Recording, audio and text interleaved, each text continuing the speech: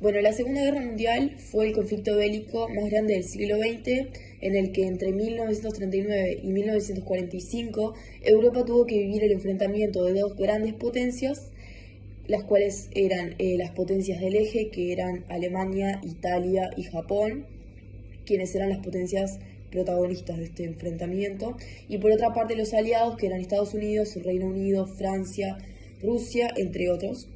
La guerra comenzó con la invasión a Polonia, esto fue lo que desató ese enfrentamiento, y luego siguieron muchas guerras relámpagos que eran ocasionadas por los nazis hasta el día de su victoria.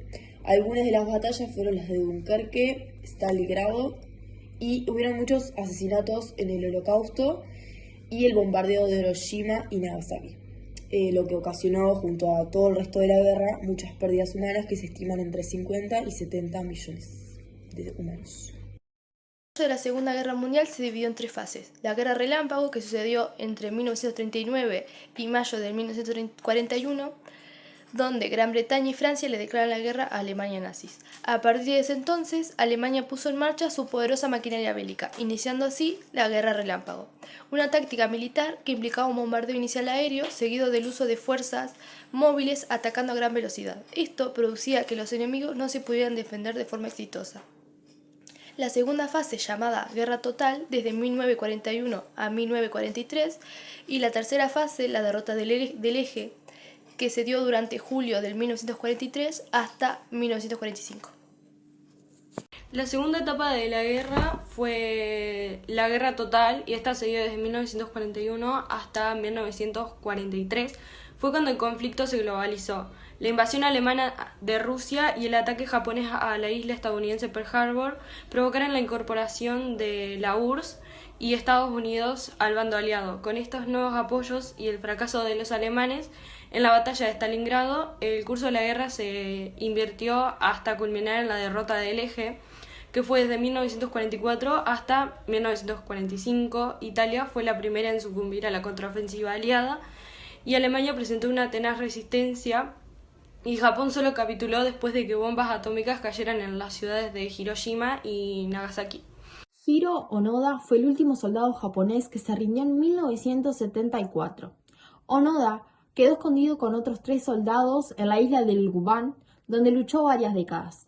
El 9 de marzo de 1974 es una fecha que sería recordada como uno de los capítulos más extraños de la historia y en concreto de la Segunda Guerra Mundial. Casi 20 años después del fin del conflicto bélico, seguía existiendo un soldado japonés oculto en plena jungla. Nacido en Kamegawa el 19 de marzo de 1922, comenzó a trabajar con tan solo 17 años como obrero en la China ocupada por el ejército imperial. Con solo 20 años, tras conocer que Estados Unidos había entrado en la Segunda Guerra Mundial, Hiro Onoda no dudó en alistarse al ejército.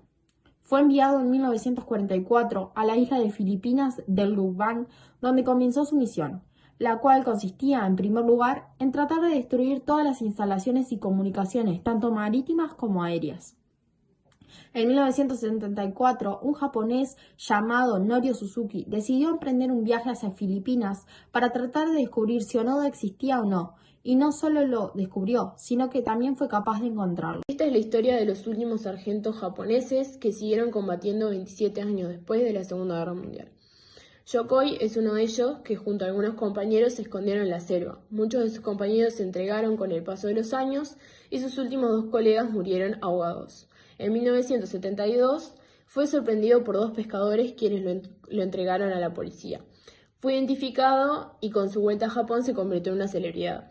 Esto desató que hagan campañas de búsqueda para los demás militares. El teniente Hiro Onoda también estaba refugiado y pensaban que también podría estar vivo. Entonces fueron mandados varios grupos a su búsqueda, pero ninguno tuvo éxito.